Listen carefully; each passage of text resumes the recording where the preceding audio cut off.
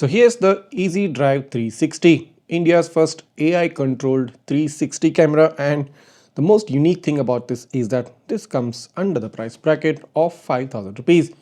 So if you do want to take a look at the specifications, so they have mentioned that this is a full HD camera with a wide dynamic range, gets a 1920 x 1080 at 30 fps, has an ultra wide 170-degree field of view, gets built-in Wi-Fi, supports a built-in microphone, and also gets a speaker, and also gets a G sensor, gets a memory card support of up to 128 GB, supports a power supply of 5V 2 amps, and gets a type C USB port, supports voice control, and also supports emergency recording.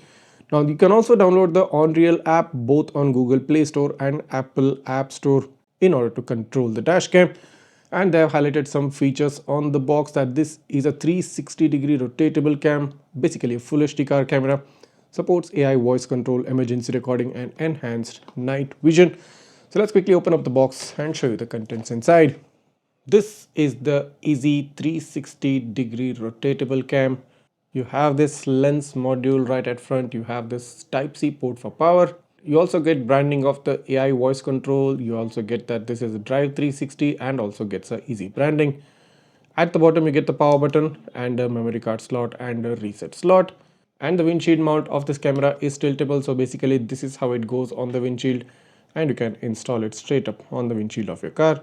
So have the mounting mechanism right here, 360-degree rotatable design, so basically you can make the camera turn around and even record the cabin of the car. Further down into the box you have this main power cable which gets a L-shaped type C connector with a pre-attached 12V car charger.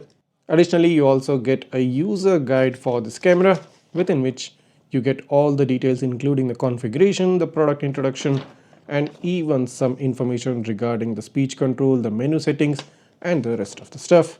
So I'll recommend you to go through this user guide before actually first using the dashcam. So let's jump on and install the Easy 360 within my car and see how this camera performs the 360-degree rotatable action, how exactly that works within the car. Let's take a look. Alright, so the Easy 360 comes with an AI voice recognition chip which can control this dashcam and like rotate it through exclusive instructions to record images from different angles. So the voice command controls are as follows. You need to first say the wake up word, and following that you have to say the voice command. The wake up word is Hi Alice. So let me just go ahead and show it for you. Hi Alice, turn left, turn right, look left,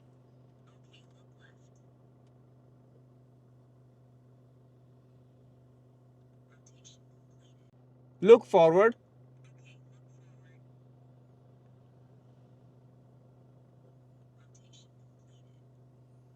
look backward,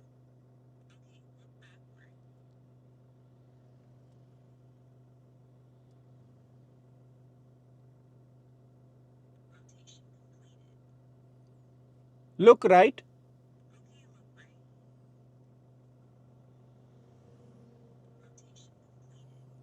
look forward.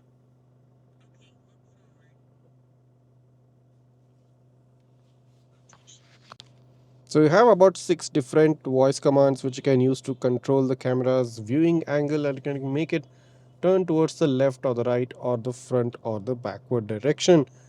So in order to connect the dash cam to your smartphone, you need to head into the OnReal app within your Google Play Store or Apple App Store.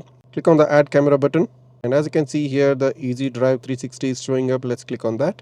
So the password is the numerical digits 1 2 3 4 5 6 7 8 9 and 0. So now the camera is successfully connected to the Easy Drive, and as soon as you connect it, the recording does get paused and you have a view of the camera on your smartphone. So within the camera settings, the first option you have is the sound recording option. You can enable or disable that. Then you have the photo quality option, low, medium or high.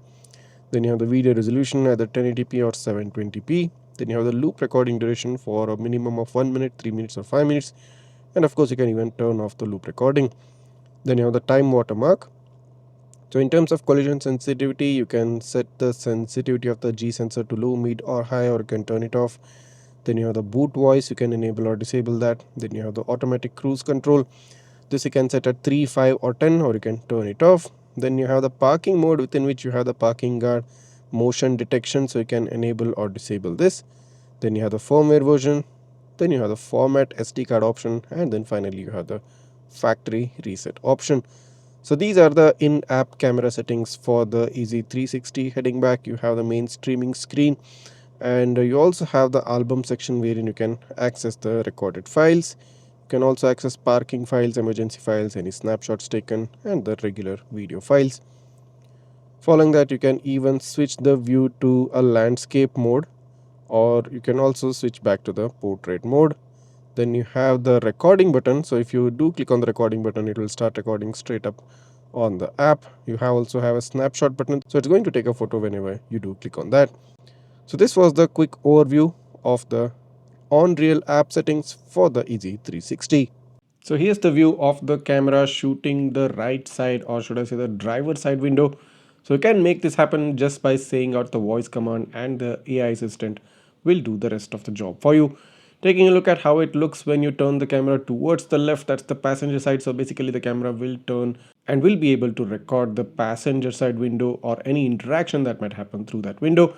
And of course you can use the camera to record the cabin of the car. So this is a multi-purpose device. So basically you can rotate it 360 degrees. So the cabin of the car, the left side, the right side, and the front portion, everything gets covered.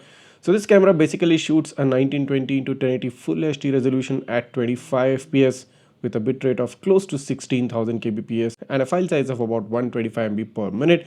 So the overall quality kind of looks nice. The saturation is good in terms of shadows and contrast. It's a tad bit higher.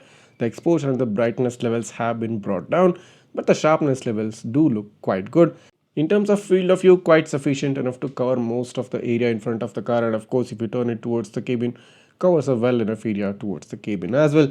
So overall daytime quality is actually looking nice, considering this is a less than 4,000 price bracket camera, and you really cannot be expecting anything more than this, but it doesn't look like a 4,000 camera quality. This looks actually much better. Moving on to the nighttime quality, so we do see some glare from the street lights, from the signboards getting caught in the video. In terms of exposure, as we saw previously, it was a tad bit lower, so the video overall turns out to be a little bit more darker than what it's actually supposed to be.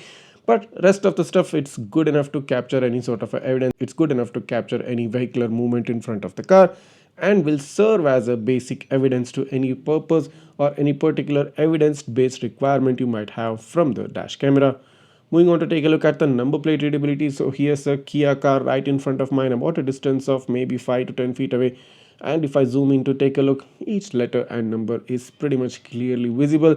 So you can be assured that you'll get a good read of the number plate from this camera in daytime at a close range of maybe 10 to 15 feet.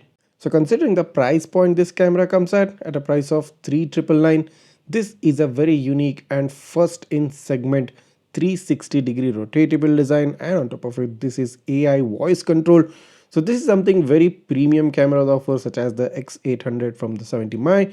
Nevertheless, if you are someone who is looking for a 360-degree rotatable dash cam, who wants to record front, back, left and right side of the car at the same time using the same camera, and you still want to keep the budget less than 5,000, or should I say less than 4,000, the IZI 360 cam should be your definite choice.